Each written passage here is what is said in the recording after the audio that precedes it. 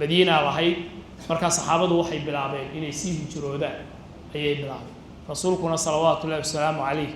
مركي قريش أي وركي أبعتي هل كان مركي يسكبوي مادة سدا معروف كا وكي الشيطان اسكا صور دقي قضي كوا وفلي مكرجيس الدوائلة كمكرجيس فلي يقرشيس وفلي ويله بورتي ثو وكي تجي رسولك صلوات الله والسلام عليه هل كأو بحي ومال 5 ميل وجرتا مكة حاصنا ما هيو سوجدينا ما هيو ريركي با كقاطي حو كقاطي ولدكيسينا والله قاطو ريركي كله ريركيس الحمد لله رب العالمين وصلى الله وسلم على سيدنا محمد وعلى آله وصحبه أجمعين السلام عليكم ورحمة الله وبركاته وحين إن شاء الله تعالى وحكوما أما نقضى قوما أي نقطع لدينا إن شاء الله تعالى دروس الهجرة دروس وعبر هجرة هي دروس كتيرتا وموضوع البلارنا دروس بدن إلهي كتيرتا هي عبروي بدن أي إن شاء الله تعالى وحكا لدينا وهي الهجرة سلالوكتي وهي يتحدث وين يدعى وين ودعضي وقت النبي صلوات الله والسلام عليه إسلامك أن وحوي كبد شيء حالدي المسلمين تقصوناين وحوي يسكبدلين مسلمين أن مدري يقصوناين مكة ولا صوب على رسول صلوات الله والسلام عليه مركب الصوت اللي يوم ودي يا أيها المدثر قم فأنذر وربك فكبر وثيابك فطهر آيات يهري من صدري وحرصوك صلوات الله والسلام عليه بالعبي دعوته يدق إله سبحانه وتعالى حق يسويه عبادة إلهي يدعي يسويه سبق بالعبي سدي وفريق قال بديسي وأنذر عشيرتك الأقربين قبلها سلالتي المراحل في دعوته إصامتين صدح سنة سرية بكتير وأن كرب على النبي صلى الله عليه وسلم عليه صدح سنة كتبا وفريا فاصدع بما تؤمر واعرض عن المشركين كرب قادوا حين الغفارين قال أنا كتشي سبكتون أو أصبر وحين الغفارين كرب قاد الغفارين صدح سنة أوه الرئيسية دعوته سرية أهي 10 سنة أو كلا أيها كليتين ورسولك صلوات الله والسلام عليه مكو قصبنا ودعوته وإعلامية وقرب قاضي أيها كليتين انت مسلمين تتردد بسوكري معلم تقدر بيسا أيها مسلمين تسوكر لي الوحل السوكاري سنة كي صدحية طبنات بعد ما لغا صوب العواب يحفظي يصدرين بنبي صلوات الله والسلام عليه هل كان مركي ماريسو إنت أنا سنة كان هجرة للسوق يعني أي رسولك وحو بالعبي صلوات الله والسلام عليه موسم الحج مكة الجوب بلا حج وعربي ما مربع يكتبت وحج ما يكتبت إنه وقت المقابلين عربنا قبائل بايعين قبيلة يقول السعودين غيروا دي صناديقه دي بالوطن وحوي إنه وقت الموضوع واحد لو أو إلى رسول الله صوتر معنا تذكر نبى الله صوتر دين باولا هذا بعتدي إلهي كل جيل عبده وحكى لنا عبده للتوجي أيام الفرق مرة ومرة كل دوكي أقول لها كتب مري إلى عين كان هذا باروا هذا الرومان وهو ولا في بعد ونجوا شيء وحبها كذي يصيرين وكذا reer Madiina qola kamid ayaa sanadka qaar ay arintii soo joogsadeen oo ay soo dhaweeyeen salawaatu Ilaahi salaam rasuulka hadalkiisa ay soo dhaweeyeen sanadka dambe xajka aynoo ahaatay gudaha sanadkii dambe ayay tira badan ku yimaadeen oo ku soo taranka kuwii ay islaayeen arrintaa way ka hor imanayaan odaygii Cabdillaahi ibn Ubay ibn Saluul kamid ahaana way ka qariyeen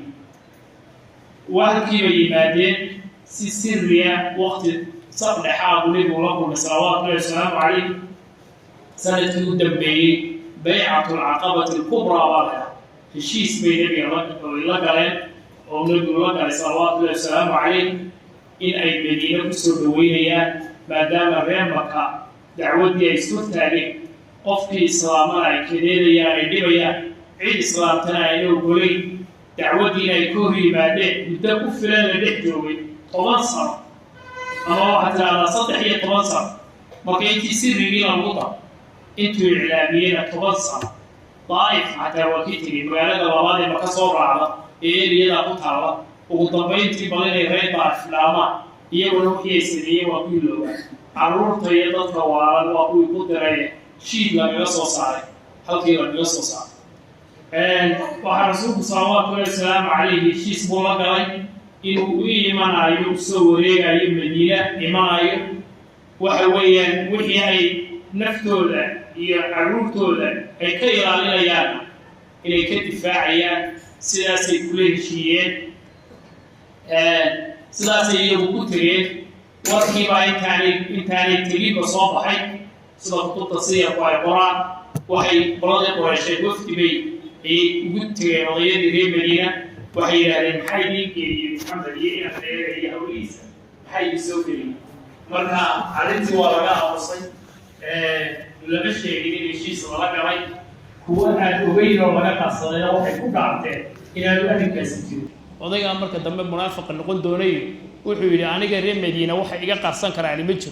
وضياش ودي معنا أركان وحي كوجا متشو sidii bay ay xajkii kaga noqdeen rasuulkuna salawaatu Ilaahi wasalaamu calayhi waxa uu bilaabay inuu saxaabada u sheego oo uu yiraahdo waxa la farayna hijroono waad hijroonaysaan riyana la igu tusay meesha aad u hijroonaysaan inni yani ra'aytu daara hijratikum hadith macni saha daarta aad u hijroonaysaan waa dhul timir leh ee weeye oo laba buurood oo dhagax madow ku dhaxyaala marka sifaat kana Madiina ayaa lahayd Madiina lahayd marka saxaabadu waxay bilaabeen inay sii hijroodaan ayay bilaabeen rasuulkuna salawaatu Ilaahi wasalaamu calayhi markii Quraysh ay warkii ogaatay inuu rasuulku yani waxa weeye leeshiyay reer Madiina oo kulankaasi uu xaqiiqiyay ayay shir degdega qoladii Quraysh iskugu yimaadeen niman madaxa oo maalqabeena oo Arab oo dhan u taliya ayay Quraysh ahaayeen waxay iskugu yimaadeen daaru nadwa daartii la oran jiray waxay Muhammad salawaatu Ilaahi wasalaamu calayhi rasuulka ka yeelayaan ayay ka tashanayeen halka markay iskugu yimaadeen sida macruufka waa kii shaydaan iska soo dhigay oday waayeel iska soo dhigay shirka markay galayeen buulinin waay aragaan ahay waayeel shirkaan idin la galay kullee wax uma idin ku biirini iska soo galbayna waay halkii buu kala qayb galay kii uu horeeyay ra'yi soo jeediyay wuxuu warninkan iska saaro Muhammad aynu yeerino oo masaafirin meelaha kale dhulka kala hawko hadii la rumaynayana alla rumeeyo hadii la beeninayna hal la beeniyo arabaha kale soo kala xaraa arabta kale waxaan u maleynayaa inuu ku daray ay ku jirtay hadduu soo guuleysto arab oo dhan ka soo adkaadana dee sharaf bay inaga inoo tawayninkeeni haddii la dilana waa la inaga filnaaday oo kuwaas dilaa ninka aynu iska saar waa kii waxaasi ra'yi ma odaygii shaydaanka waxaasi tala ma ahad ninka waad aragteen buu yiri cid alla cid uu la hadlaa way raacaysaa waa sixir saaxir weey qofku la hadlaabo uu rumaynayaa buu marka arab oo dhan intuu soo kaxaysto ayuu isagoo ciidan watay diin min doonaayo oo xooggeeda kaga qaadi doonaa buu maka waa runtii waa runtii cid uu tagaba uu duufsanaya ninkaas waxa ku xigay ninka la tala soo jeedi wuxuu yiri ninkan qabanno oo aan xidhno oo meel halkan aynu ku qofilo halka ay naga xidhnaadaba ilaa intuu ka dhimanay odaygii baa soo booday shaytaankii oo wuxuu waxaas talama hadhow bay isku iman doonaan reer bani Haashim xoog bay ku jabsan doonaan oo ku furan doonaan taana waxay keenaysaa inaad idinku isku dhacdaan ayay keenaysaa taasi ra'yi ma hada odaygii Abu Jahl baa halka ka soo boodo ilaana ra'yi haye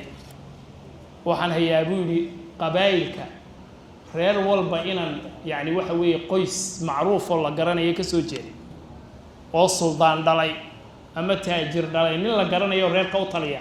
inaanu dhalay reer walba ka keen قبائل كوردن جيلب كاست رجع إنه ضر هدلا ديجي مركها كبه قبائل ريبني هاشم إذا ينطق على ما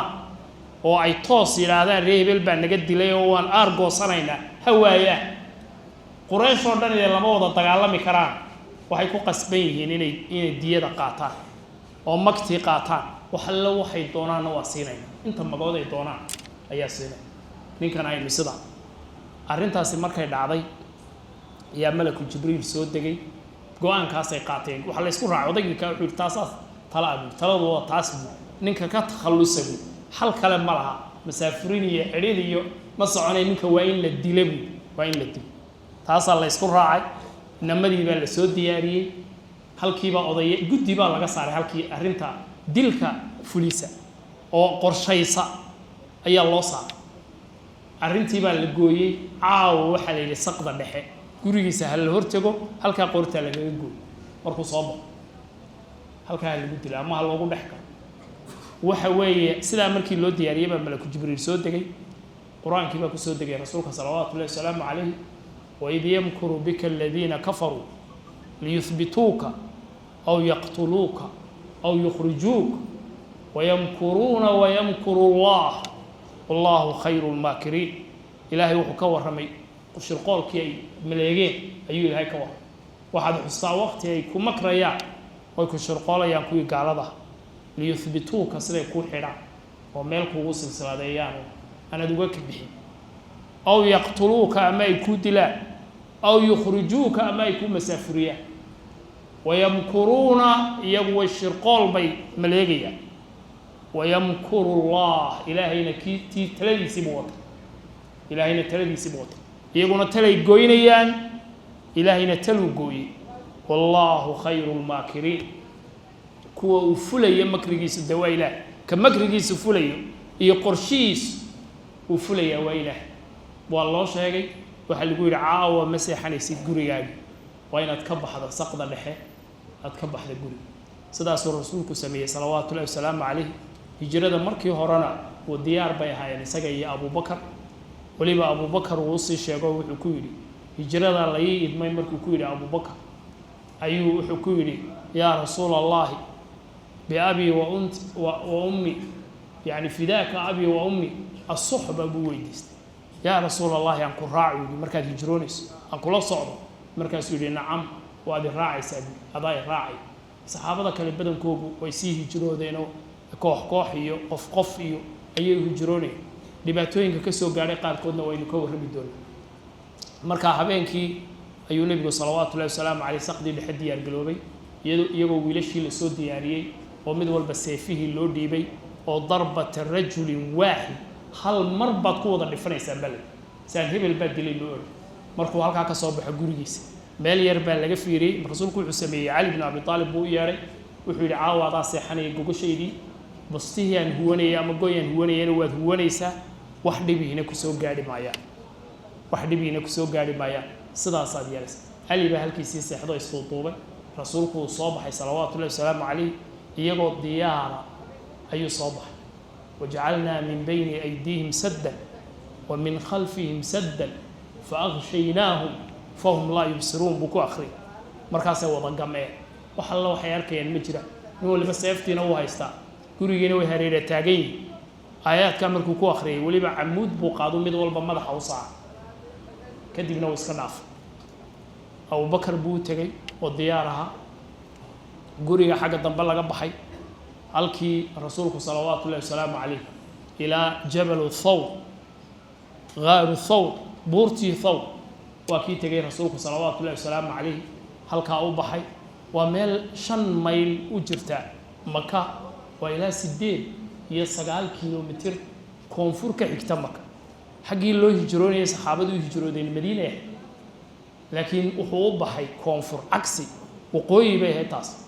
كونفور بو بحي النبي صلوات الله وسلم أو 6 ميل 6 كيلومتر هي 9 كيلومتر 5 ميل بالغو قياس أيوب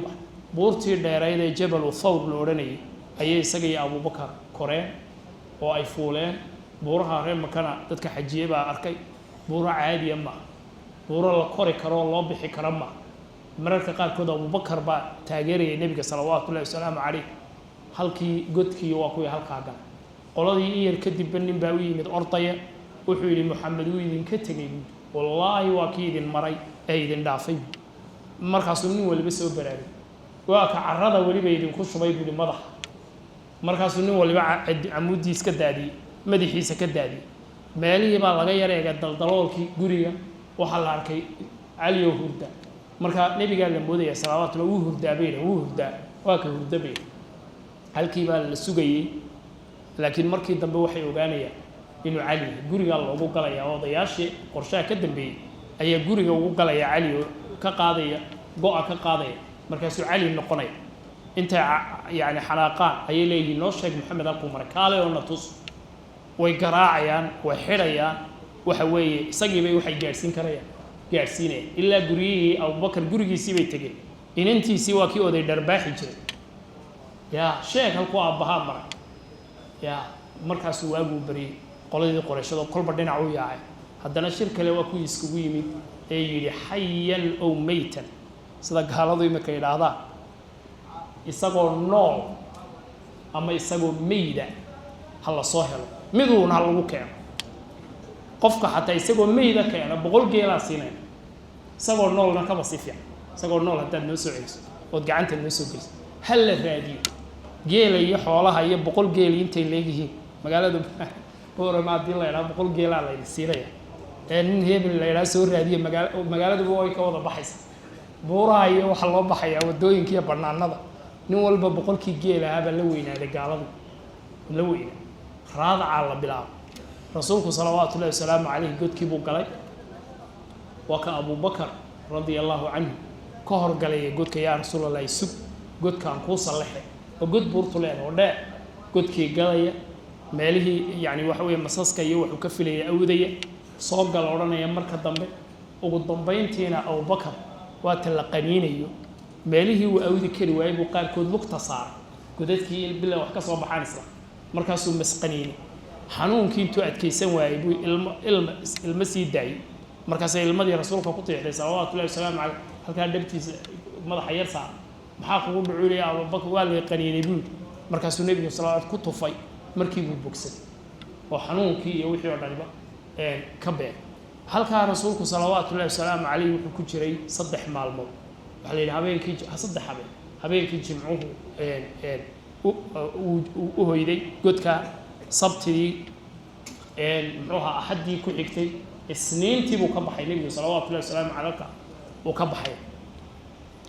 waqtiga gurigiisa uu ka baxay taariikhda waxa ay ahayd bishii safar sanadkii 14aad ee bicthada idin hijradii wali ma bilaabin taariikhda lagu tirinayay waa qabla al-hijra sanadkii 14aad ee bicthada bilowgii sanadka 14aad bilowgiisa bishii safar aakhirkeedii ayuu nabiga sallallahu alayhi wasallam gurigiisa ka baxay 3 habeen buu hoyday godkii 3 habeen waa 3 ay cagaageen dadkii wax raadinay ay daaleen meel walba ka dhaceen ilaa ay barbarka kale raadkoogii gureen nin imika maro isagu raadaca iyo laba imika maro iyagu wax raadinay la mooday iyagii nabiga sallallahu alayhi wasallam iyo Abubakar la mooday oo barbarka kale raadkooga guray oo iyagu isku meeleysteen aakhirkii waa la daalay idin 3 maalmood way ku filantay kadibna halkaasi ayaa rasuulku sallallahu alayhi wasallam hijradii ay ka bilaabantay marka haddaan soo koobno niqaadka waxa ugu horeysa oo cibarka iyo duruusta laga qaadanayo ugu horeysa waxa la yiraahdaa at-tadhiya nafhuridii iyo diinta in wax walba loo horo oo rasuulku sallallahu alayhi wasallam iyo saxaabadiisii diinta islaamka si ay ugu badbaadaan ay ugu sugnaadaan oo islaamnimadooda u ilaashadaan wax walba inay bixiyeen wax kasto qaali ah inay bixiyeen horta hijradu waa sida aan sheegnay xadath weyn bay waxa yeelay taariikhda hijrada markii Umar ibn Khattab war maxaynu wax ku taariikhaysanaa lalaha waa kii hijrada arrin weyn ahayd quraanka kariimka xataa waxa loo qaybiyaa quraan makiya oo qabla al-hijra soo degay iyo quraan yaani waxa weeye madaniya oo bacda al-hijra soo degay maxaa yeelay labada marxaladood siday u kala duwanaayeen ayay ku tusaysaa دروس تعطانو صون نقولنا تضحية ذا سوجهري وحاول كتجي رسولك صلوات الله والسلام عليه صحابته وحكتجي بريوج وحكتجي بيروه جي يمالكو جي أنتدودي أي كتجي هل كي أي كنا ولا نجرين أي كل شيء أي كتجي مكة وأحب بلاد الله إلهي كم مجعبة القرى مجالوين كردن هو يوطعي أي كبحي قرابته دي أي كتجي نفتيسة أي قفك يسوى مرة لبحثني نفتنا واحد لقيا بين إحدى اللوجوك صدقوا أي دبات سوقان أنت صار ده وحي يسميني تضحية الدين تودا أي وحول بكور رسينا يا أي يسميني رسولك صلوات الله والسلام عليه وحلقة الشيعين يريد سبوا مكان الله هذا يمركي وكسي بحي وحتى مكان بلاد إلهي وإلهي وجعلي هدول قاطع أنا قلنا تعالوا وجعلنا ولولا أن قومك أخرجوني ما خرجت هداني قوم كذا كدجني رأي قريشان هداني إسارين كام بحم مركز الرسول صلوات الله وحلا الشيعين الدعيس صحابه قارعان مهاجرين تمركي المدينة تجي مدينة وين لقب سواي حمد بيلا هاي أو حمد ديبا وضحش نرشي كلا إيا لقب سجو إن كستو رسولك صلوات الله والسلام عليه الدلالي أخوة يوالين يو وحبضا لا وقبتي حضنا حسيه ماشي أي لقب صديق يدلكو دي أي كتير هو بدن بقى بيسكترين وماله مكية جوكي كسر الجرودين حسوسين كده رسولك وحولي صلوات الله والسلام عليه إله المدينة النجاليسي اللهم حبب إلينا المدينة كما حببتنا إلى مكة كحبنا إلى مكة إله صدى مكة وجعلنا مدينة إله النجاليسي وكي رسولك الله صلوات الله والسلام عليه مركب مكة بلد كا شرفت له أياه رسولك صلوات الله والسلام صحابتي دجال كوجاي هاي وحي هاي تضحية وين إن يكبحان أو أي أوكعان ميل جرت شم بقول كيلومتر أو ضدك كنا ولا عليه سقوني إذا شم بقول كيلومتر ميل إسكجارة بدك كان الدجين ويدا ميس جاري كرامبا حج كيو حاسكو يمين جنرال أما سفرات التجارة يين مران مويان ميل يدت إسكاري كريما تد إسكاري كريما مركا هالكاسو يكبحين أو أي كي يجروده إلهي سبحانه وتعالى مكوح أرنت أوله إنه النبي الله إبراهيم مكو دعي مركو بيت الحرام كدس لي أو يلي ربنا ليقيموا الصلاة فاجعل أفئدة من الناس تهوي إليه وارزقهم من الثمرات لعلهم يشكرون إله سيد دتك الصلاة دوت كذا أو صلاة دو أوجا إله واحد كلك تقلوب تضتك تيوسو جعلات أو صحي صوتا مكا إله كلك ودتك جعليسي أيوه فاجعل أفئدة من الناس تهوي إليه وارزقهم من الثمرات مفسرين تقال كود وحي لهذا وحو يلي ربنا ليقيموا الصلاة وحو كهد لي ضدك صلاة تكني مسلمين تقوم بكهد لي هدو أورن لها ضدك أورن إلهو أي شعلاضان مكا هدو أورن لها قال دون حتى مكا يمن لها أو أي أسجرون لها مركب من النبي الله إبراهيم الدعية وضدك سيدا وجعليه أي كي جرونين مالكوجي بريوجي تضحية ضوء الرئيسي تضحية ضوء حكم لها صحابة قارهان كل يجوه الرئي طلائع الهجرة على دباتدي كجعلي محيال قالوا مو قولين عدينين يهجروتو أو أي بحضو أو أي كبد بادو أو مال الله يكون عبد أي هشو عدينا مو قولين الصلمة باك مذا سيرة وسوقاتها مركي يدا يسوج كي أبو صلمة إن كالصلمة مركي ويل كودي وياه يستع أي دونين إني هجرودان لحظة مركي مرة يعني مقالدي كبحين أي قلدي قبرنا أي لحظة وجوكس وحي لهذا عدو هضاد والطي ودميش هضون تمريس إن أنت يدا ما قبرنا يدا كوما وقولان إننا مدينة يبنينا أننا قرين اللي تكت نودا إن أنت يدا قبرني بك عنتا قبصد المهينا يدا حنبارسان المهي أما وطوق عنتا كويسة المهينا ويلا صهرين qoladii ninka Abu Salama reerkiisii ayay iyaguna soo boodooyay hadaad gabadhii ninka haysateen oo ninkii ka reebateen ilmaha de annaga ale wiilka annaga ale dhiga hanoo dhigtay iyadu wiilkii baa la kala jiitay ilaa gacantu kala baxday oo gacantu jabtay reerkii odayga ayaana qaatay wiilkii qaatay iyadiina reerkeedii baa la haray odaygiina keligii Abu Salama saxaabiga keligii buu halkaa ku soo haray xaasna ma hayo oo sawjadiina ma hayo reerkii baa ka qaatay xoog kaga qaatay waladkiisina waa la qaato reerkii kale reerkiisa iyo ilmaadeertii baa qaatay keligii buu hijrooday ilaa Madiina sanad bay ka dambaysaa Ummu Salama iyo wiilkeedii ay kala maqnaayeen oo ay aroor walba intay halkaa u soo baxdo ooyeysa galabtiina markay ooyinta dhamaysatay ay ku hooyeysa waa dambe ku yiraahdo war qofkan goor walba ooyeysa ilmiheegii iska siiyo oo iska sii daayay markaasa yani la fasaxay oo ilmiheegiina soo qaadatay oo ay ka daba timiday Abu Salama iyo sawjkeegii ka timatay Suhayb Rumi saxaabigii la oran jiray oo asalkiisu reer Roma oo Maka ku koray oo halkaa ku shaqaystay oo taajir ahaa oo xoolo lahaa isaguna inuu hijroodo doono dhexda markuu marayaa la helay intuu laga daba tegay kadibna waxa la yiri adigoo faqiir aad nooti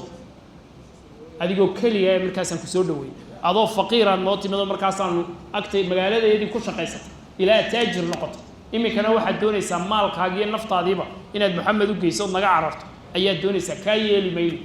ugu dambeyntii wuxuu yiri war anigu maalkayga haddaan idin siiyo may fasaxaysaa ها بيدا هذا العقد هذه نوشكت هل كي تاو أودنا سيسو وانكو فصحينا هل كاي هل كا كقاتو وتهل كده كي كجري هل كا كلا صوبي صدا سوي سقونا كوي جرود وكي رسولك صلوات الله وسلام مدينة مركون كتير كور ورمي جري يا رسول الله مسوا فكنين ومسوا بدبادي إلى أن الله يجوردان اسكفرطي مركز رسول كويري صلوات الله وسلام عليه ربح البيع يعني ماركسا بيعة يجيبك إلهي سبحانه وتعالى جندي سادي بستي وتكون معاشتوي مالكي سيوردن أي إسلام لماذا ماركسا كوبدش مركا ورطة التضحية داس ومعناها أوي يدرسك أوي هجرة كوجر تضحية داس لقى قاضي وحيكتو سايسا دين تبلو جي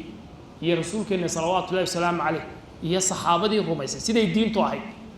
halkay dadka ka taagneed bay ku tusaysaa halkay maanta marka sidaa u eegto diintu halkay naga taaganta nafta miyaa loo bixiya maalka miyaa loo huraa ya dal meeshuu jeclaa qofku miyuu diin darteed diintiisa oo ilaahay ku caabudi kari waaye oo loo diiday darteed meeshuu jeclaa miyuu uga hijrooda halkay qiimaha maanta diintu inaga taagantahay iyo halkay kuwaa ka taagnaayeen in la isbarbardhigo waa cibrada koobaad عبرة الله بعد وحويه دين تيأس متقال يوح لا يدعه قوصشو متقال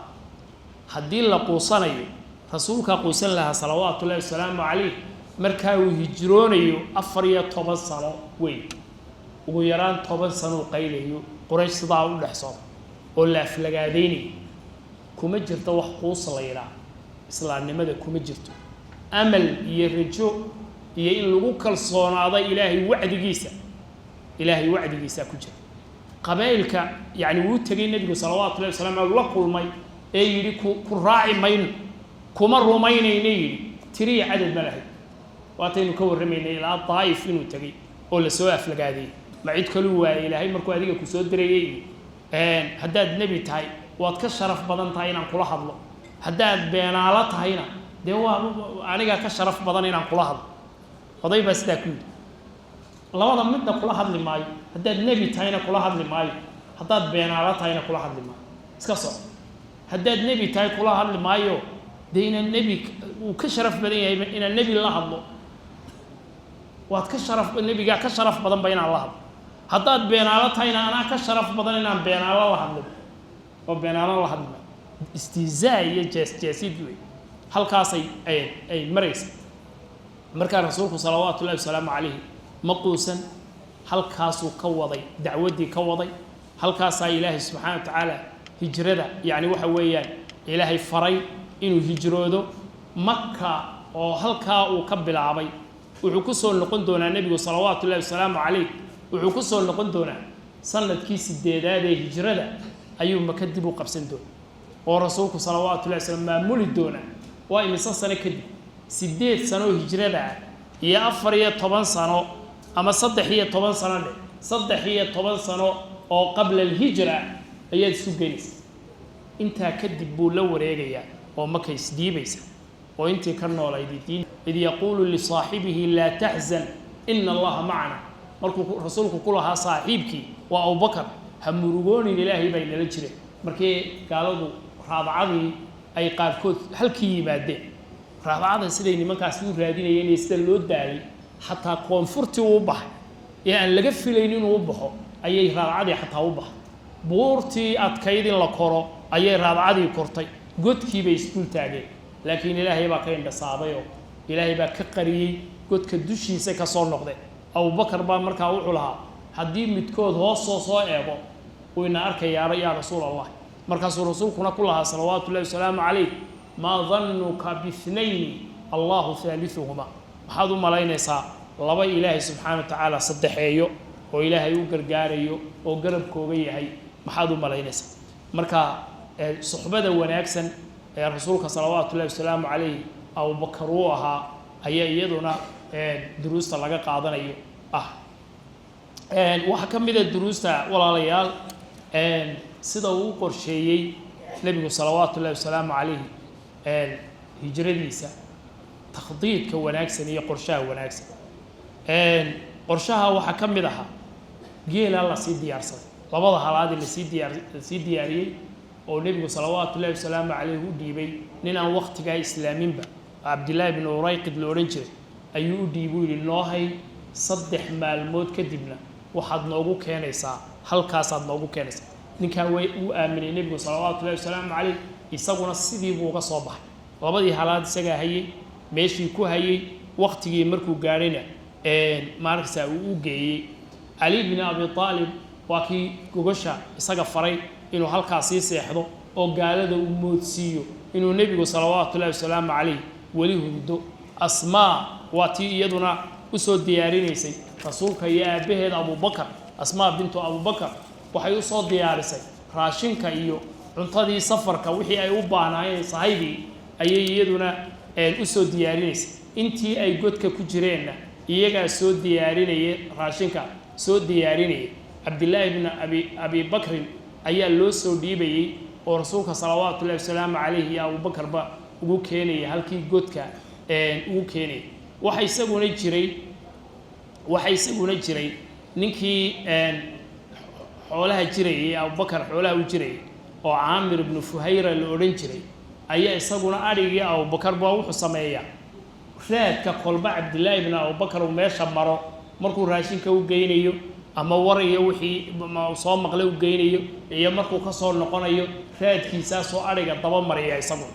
arigu daba mariya wuxuu sameeyay jiray ninkaasi baa la yiraahdaa habeenkii markuu ariga meelaha ku soo jiro maalintii cadceedu u ridayay iyagu soo dul marinayay buurtii wuxuu uga lisayay caanaha kadibna uu soo kaxaynayay Abdullah ibn Abi Bakr oo waqtiga cadceedu markay dhacdo kadib ka yiman jiray iyaga ma uu iman jiray ayaa markuu u yimaado raadkii uu Makka ka soo baxay ilaa halkaas uu ariga soo daba mariya oo ku soo masaxa markaas uu ariga Makka ku soo hooyay aroortina hadana uu kaliya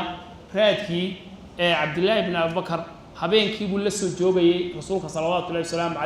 iyo aabihi Abu Bakr habeenka yani aroortu markay dhowdahay intaan waagu bariyina uu ka yimin jiro markuu yimin jiro raashinkana uu geyn jiray cuntada waxa kale uu geyn jiray wararka Quraysheed isla dhex marayso iyo halkay wax marayaan iyo raabacadii halkay marayso iyo in la daaleeyay halkay wax marayaan ayuu geyn jiray raacigaasina xoolaha eegayana kol baraadku sida ugu masaxayo ariga maruu si kaleeyay maruu habeenkii cishayga soo hooyo oo soo caraabiyo uu sameeyay ugu dambeyntiina ninkii Abdullah ibn Urayqid وكي وسمي وكي وسود دياري لبضي حالات أي راعية إسقان الدليلها وصدح ذا بين كذب أيو صاري رسولك صلوات الله وسلم وقت حبينا أيو بحيي وحو صاري جنوب كي مركي ورا بقنفرطة أيو صابحين هدنا وحو اللي قلبات أيو اللي حق حيبته كذب نمركاسا وقوي يوم مدينة حكتي وبحيي والدوين ويسموا يقعنوا ضدك قال كود بردوك آدو يقعنا oo aanay dadku marin ayuu marin waana saddex maalmood kadib wuxuu sii socday nabiga sallallahu alayhi wasallam toddoba makiye Madiina intuu u dhaxsan isniin buu ka baxay ayaa taariikhda la ilaa uu godkii ka baxay isniinna wuxuu gaaray Quba isniinteedii waa 8 maalmood ayuu dhaxsan 500 oo kiiloomitir oo marka imika gawaarida iyo lagu maray ee Madiina la tagay adiyaabaysa dhulku qaabku u egyahay saxaraha iyo dhir aan lahayn yani waxa weeyaan waqti kulul oo kale haday ahayd dhibaatadeeda ay leedahay halkaasuu nabigu sallallahu alayhi wasallam sida u maray marka qorshaha uu dajiyay iyo dadka sidoo ugu qaybiyay hawlaha ugu qaybiyay shaqooyinka waxay ahaayeen yani waxa weeyaan si taqtiid iyo aad u sareysa ayay ahaayeen waxa rasuulku sallallahu alayhi wasallam waxyaabihii hijrada laga qaadanay iyo duruusta yani ku jirta kamida sidoo ugu adkaa ee ugu sugnaa mowqifkiisa iyo diinta sidoo ugu adkaa nabiga sallallahu alayhi wasallam quraysh waxay isku dayeen inay hal dhexe iyo meel dhexe la isku yimaado ayay isku dayeen intaas oo jeer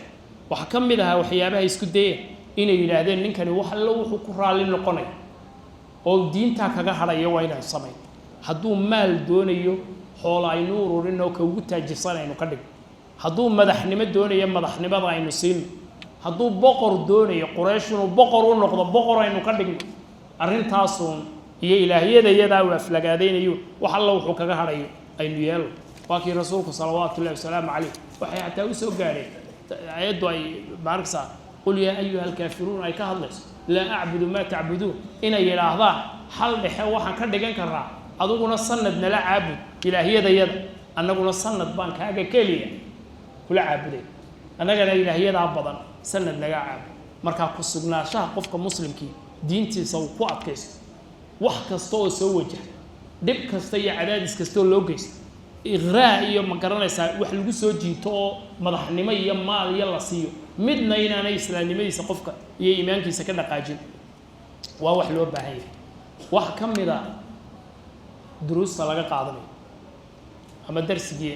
lixaad intaan soo diyaariyay inuu ka qaadanayo wax la yiraahdo al-akhdhu bil asbab wa tawakkul ala Allah wa mawdu' iyo darsi yani waxa weeyaan la yaab leh waxay diinteenu ina faraysaa qofku inuu asbaabta la yimaado asbaabta inuu la yimaado halka intuu iska fadhiisto uu yiraahdo ilaahu waxa ay si ma waa inuu asbaabtii la yimaado marka hijrada duruusta laga qaadanayo ugu waaweyn waxa kamid ah in rasuulku sallallahu alayhi wasallam waxa la wixii uu sameyn karayay ee dadaala ee isqarina ee dhuumasha ee raadgada inuu sameeyo waxa la wuxuu sameyn karayay intaas oo kaliya gaalka ku ekaada asbaabta oo kaliya qofka gaalka ku ekaada qofka muslimkii inuu dheeyo wuxuu dheerayaa tawakkul ala Allah labadaas isku taraya asbaabtana wuu la imanaya laakiin asbaabta ma tala saaranayo asbaabta uma arkaynay taayta wax goynaysa go'aanka ilaahay mashiyada ilaahay buu arkaynay wax goynaysa hijrada taasa ka dhacday wax kasta laga soo bilaabo yani waxa weeyaan habeen madawin uu baxay nabiga sallallahu alayhi wasallam laga soo bilaabo isaga Abu Bakar inay dhuumasho ku baxeen ilaa godka ay galeen koonfur ay u baxeen xagga laga filayeen maana xagga kale ay u baxeen godka ay galeen ay saddex habeen ku jireen iyo saddexdeedii maalmood dhuumashada marka dambe wada aan la garanayn iyo dhul aan la marin la qaaday waxa soo dhanay maxay ku tusayaan al-akhdhu bil asbab ku tusaysaa al-akhdhu bil asbab asbaabta ilaahay wax ku xidhay ya la imanaya qofkii arzaaq doonaya waa inuu shaqaysto oo diidu shaqatigu qofkii awlaad doonaya waa inuu guursado asbaabtu leeyahay qofkii cilmi doonaya waa inuu tacab iyo juhdi iyo barto oo ku bixiyo al-akhdhu bil asbab sidii hijrada uga muuqato wax la malayn kara ma waxa ku xiga marka waxa ku xiga hadana tawakkul ala Allah ayaa ku xiga asbaabtu markay shaqayn weydo waxa shaqaynaya tawakkulki ayaa shaqaynaya markuu ka soo baxayay gurigiisa oo niman wada diyaar oo soo jeedo seef loo dhiibay u dhex maray waxa ilaahay subhanahu wa ta'ala mashiyadiisa iyo talasaanadiisa iyo ku soo baxay waja'alna min bayni aydihim saddan indaha laga wada qaad waxa la waxay arkayaan ma jira arrada madaxa loo saariyay ma yarkay wa bi qudrati Ilaahi ta'ala markii ay soo dul joogsadeen raadacadi ay godkii laftiisa soo dul joogsadeen haddii ay gudaha uun soo galaan oo u fiirsadaan oo ay soo gali lahayn way arki lahayn ilaahay siduu uga qariyey waa tawakulka ilaahay subxaana wa tacaala tasaartay ay tala saarteen ee ilaahay ku kalsoon yihiin laa taxzan ina allaha macana waa la jirka ilaahay subxaana wa tacaala wey waxaa jirtay ninkii la odhanayey suraaqa ibnu malik nin baa wuxuu yidhi iyagoo sidaas kaga ciyaaray ayuu wuxuu yidhi waxbaan arkay buurtaasaan u baxayoo meel heblaayo waxbaa socday waxaan u maleeyey moxamed iyo abubakar moxamed iyo saaxiibkii inay yihiin ayaan u maleeyey suraaqaa ku yidhi anaa soo maray bar dhaweed ka yimidoo waa hebel iyo hebel buudi kuwa halkaa socdo aan kaga yimid markaasay dadkii run moodeenoo u qaateenoo waa la iska aamusay kadibna markii la ilaaway buu hoos u yar baxay faraskiisi iyo seeftiisu diyaarsaday halkii ay marayeen loo sheegay ayuu ku sii daayay marka hore wuxuu lahaa anaa soo maray kuwanaa ku garab yaacay buu lahaa oo iyaguna raadcada gale raggiibu iska reebay halkaasuu ka sii daayay siduu u ordayu gaaray waa kii abubakar soo daydaymoonayay lahaa yaa rasuul allahi waa layna qabtay yaa rasuul allahi waa layna soo gaaray waa kan dalabkii iyo raadcadii waa tan ina soo gaaray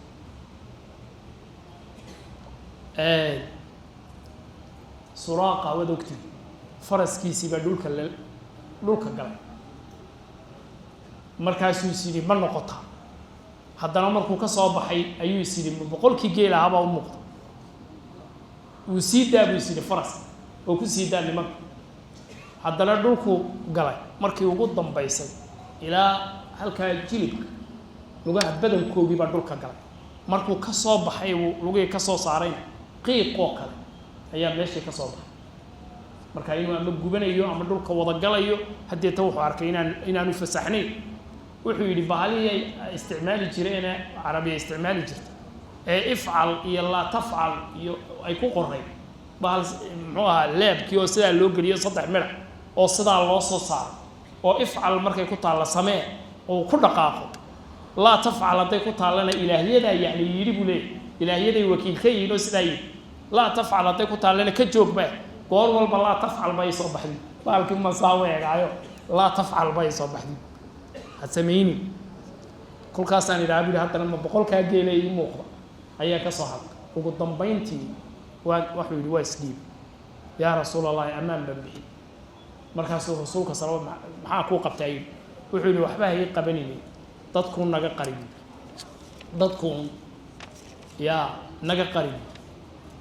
markaa markii uu soo noqday buu dadkii ka hor yimid ee meelaha ka hor yimid ee raadcadaha ayuu yidhi anaa meel walba soo maro wax la wax jiraay ma jiraan iska noqdo markii horena waxa la yidhi wuu raadinayay markuu soo noqdayna wuu difaacay oo gaar buu ah wax alla wixii meelaha marmarayu la wada hadluu yidhi anaa meel walba soo maray iska noqda uu ku yidhi halkaa maxaa shaqeeyey is-ilaalintii iyo alakhdu bilasbaab iyo dadaalkii iyo dhuumashadii markay shaqayn weydeen maxaa shaqeeyey mashii'adii ilaahay iyo tawakulkii ayaa shaqeeyey tawakulkii uu ilaahay tala saartay kii arkayna uu ku guulaysan waayey inuu wax ka qaado oo uu soo qabto uu ku guulaysan waayey waxyaabaha halkaa ku jiray ee iyaguna cibarka waxaa ka mid a waa kii rasuulku salawaatu ullahi wasalaamu caleyh waddadii dheerayd ee 8 maalmood uu ku jiray ee uu sii socday waa kii mari jiray reerkii haweenaydii umu macbad waa kii mari jiray haweenaydaasuu yidhi waxba ma haysaa wax la cuno markaasay tihi waxba ma haya caaneeyo waxba ma hayo xoolo dhulkuna waa abaar neefkaasi muxuu ahaa buu laxdaas markaasay tihi waa neef kici kari waayo adhigii raaci kari waayo markaasuu yidhi ma ka maala haddaad caana ka ceshamay tiri oo maaragtaa ku qabanaysa itaal daraaba ka reebta adhigii ka maal waa kii nebiga salawaatu llahi caano badan ka lisay intuu saa u salaaxay candhadii markaasi isagii abubakar caanihii cabbay weelkii bay u buuxiyeen halkan u dhigay odaygii baa markuu soo noqdo odhanaya caanaha xaggee laga keen xaggee caanahani kaga yimaadeen iblaayo markaasa mid khayr qaba iyaa la soo maray oo la yaab leh oo mucjisa maxay ahayd laxdii halkaa ku hadhay ayuu caana ka lisaday oo isaguna ka dhergay ninkii la socday ka dhergay weliba intaana inooga dhig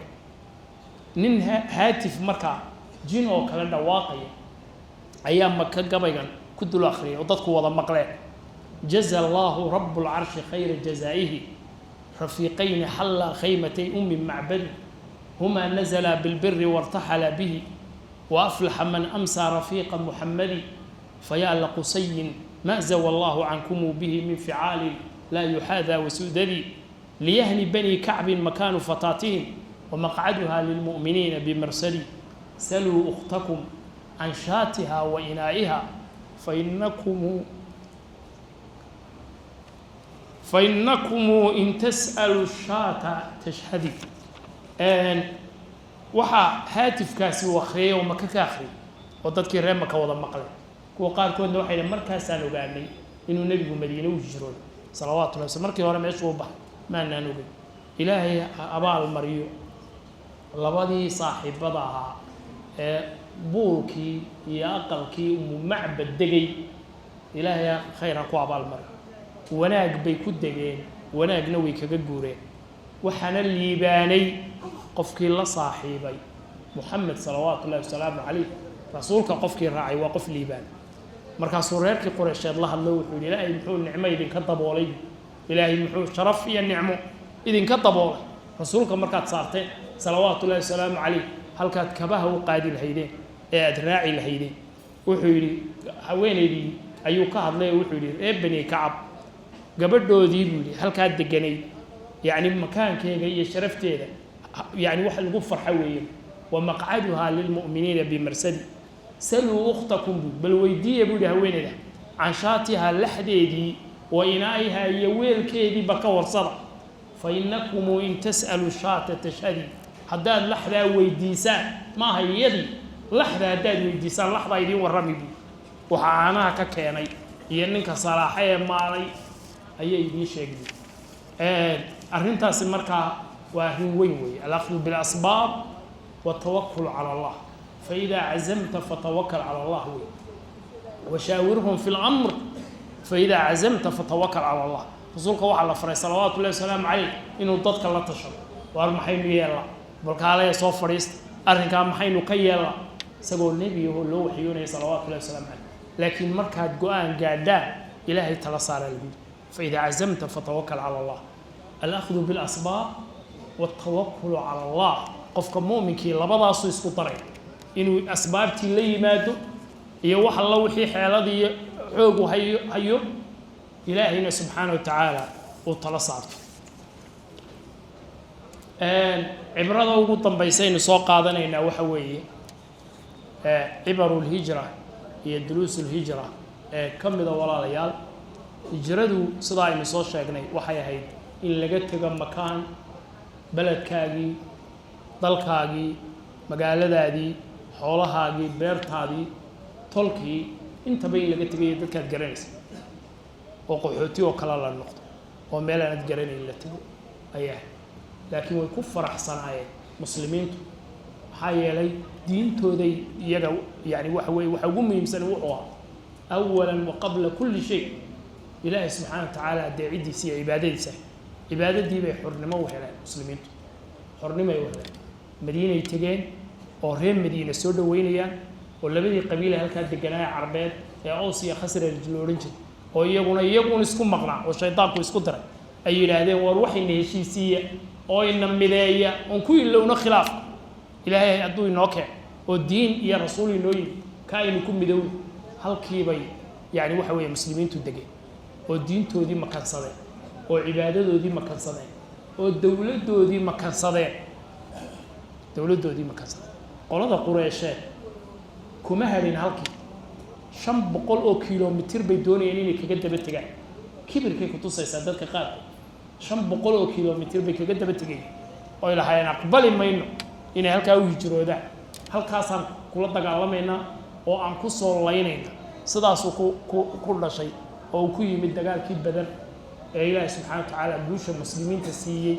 gaaladuna ay ogaadeen waligood inay يعني guulaysan karay oo aanay muslimiinta tirtiri karay dagaalkii ku xigay ee Uhud iyo dagaaladii ka dambeeyay ilaa rasuulka sallallahu alayhi wasallam alayhi heshiiskii sulhul hudaybiyah ay la gali jireen sanadkii 6 ee hijrada heshiiskii ay galeen nabiga sallallahu alayhi wasallam alayhi iyo reer Makka ay galeen dagaalka in 10 sano la joojiyay 10 sano bay intaanay gaarin 2 sano ayay muslimiintu يعني waxa weeyaan tiradoodu xad dhaaftay dadkii qabaa'ilkii meelaha ka dhawaa oo dhan wada islaameen islaamku xoogaystay labadii sano iyadoo la marayo ayay iyaguna jabiyeen heshiiskii ay jabiyeen qolada Quraysheed nabigu weligii kama bixin heshiiskiisa u galay iyaga ka baxay oo heshiiskii Quraysh baa jabisay Quraysh markay jabisay 2 sano kadibna waa kii nabigu sallallahu alayhi wasallam u soo baxay sidaas marka uu kula wareegay waxaan ku soo khatimayaa walaalayaal hijradu maadaama ay ahayd min Makka ila Madiina ay ahayd markii Makka uu dib u qabsaday nabigu sallallahu alayhi wasallam ayaa wuxuu yiri la hijrata ba'da al-yawm walakin jihad wa niyya maanta dabadeed hijrada dambe Makka laga hijroodaa ma jiro tii way taagantuun dhulka gaalada iyo meel kastoo Ilaahay ku caabudi karay inaad ka hijrooto taas way taaganta waxa la oranayaa una alam takun ardullahi wasi'atan fatuhajiru fiha dhulka Ilaahay ma aan waasicay ya waxaad u hijroon weydood uga tag weydaa lagu oranay meel kastoo diintaada iyo cibaadadaada si xuriya ugu gudanay qofka muslimku waa inuu ka hijro